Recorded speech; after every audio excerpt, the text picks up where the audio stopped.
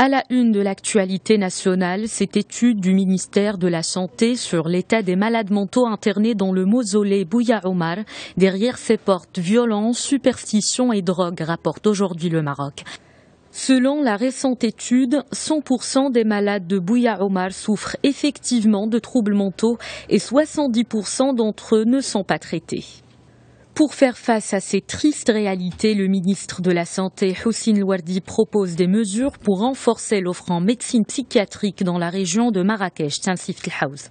Le matin revient sur le drame de Tantan, ce drame qui a coûté la vie à 34 personnes est parvenu jusqu'au Parlement, nous informe le quotidien. Des voix s'élèvent pour déterminer les responsabilités. Celle du gouvernement n'est pas à démontrer pour l'opposition, mais l'exécutif préfère attendre les conclusions de l'enquête technique. Les syndicats montent le temps, titrent les Échos. 3 centrales syndicales préparent le 1er mai. Elles comptent protester dimanche contre ce qu'elles qualifient de régression dangereuse du gouvernement. L'UGTM, la FDT et l'ODT ont programmé de grandes manifestations à Fès, Kénitra, Casablanca et Tétouan, nous informe le journal. Libération revient ce matin sur 2 projets de loi organiques publiés par le secrétaire général du gouvernement. Le premier porte sur le droit de présenter des motions en matière législative. Quant au deuxième, il concerne les pétitions.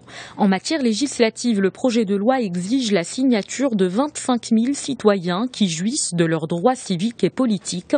Mais le projet de loi relatif aux pétitions semble plus souple puisque la signature de 7 200 citoyens serait suffisante, explique Libération.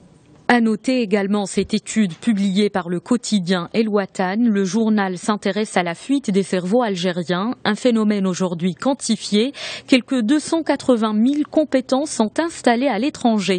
25% de femmes et 27% d'hommes ont un niveau d'études supérieur.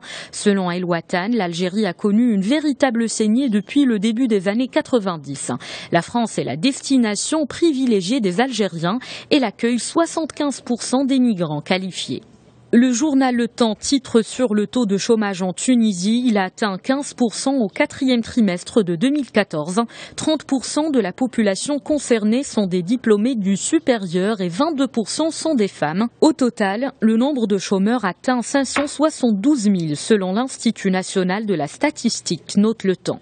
Après 5 ans d'enquête, le groupe américain Google est reconnu coupable d'avoir enfreint la loi de la concurrence.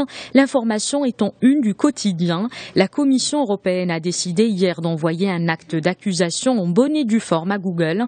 De quoi écorner l'image du géant fondé en 1998, commente le journal.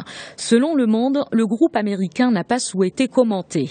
Il fera l'objet d'une enquête formelle sur d'éventuelles infractions à la loi de la concurrence concernant Android, son système d'exploitation. Enfin, les pensions de retraite ne seront pas revalorisées cette année en France, titre Le Figaro. Elles devraient rester figées jusqu'en octobre 2016, car le gouvernement compte réaliser des économies supplémentaires selon le programme de stabilité 2015-2018. Le document sera remis à la Commission européenne à la fin du mois, nous informe Le Figaro.